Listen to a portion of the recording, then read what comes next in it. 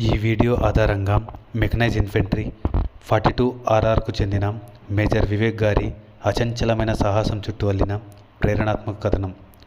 కర్తవ్య నిర్వహణలో శౌర్యం మనోధైర్యానికి ప్రతీక. జీవితంలో ఎలాంటి సంక్షోభం ఎదురైనా మనపైన మనం నమ్మకం ఉంచి తోటివారి రక్షణకు ధ్యేయంగా పెట్టుకొని పనిచేస్తే ఎంతటి అసాధ్యమైన సవాలునైనా అధిగమించవచ్చు.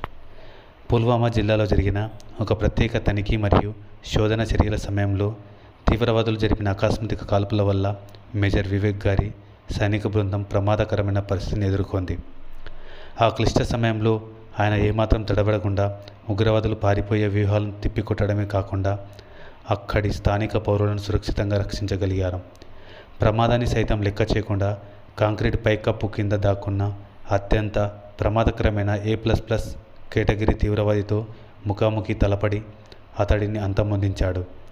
ఈ కథ మనకు నేర్పే గొప్ప సందేశం ఏమిటంటే, పరిస్థితులు మనకు పూర్తిగా వ్యతిరేకంగా ఉన్నప్పుడు కూడా మనోధైర్యాన్ని కోల్పోకుండా త్యాగనీరతితో ముందడుగు వేస్తేనే చరిత్రలో నిలిచిపోయే విజయాలను సాధించగలం. మన ఆశయం గొప్పదైనప్పుడు మనకు ఎదురయ్యే ఏ శక్తి మనల్ని వెనక్కి నెట్టలేదు. జై హింద్. विशिष्ट वीरता, उत्कृष्ट नेतृत्व, अद्वितीय युद्ध कौशल के लिए आपको शौर्य चक्र से सम्मानित किया जाता है। मेजर विवेक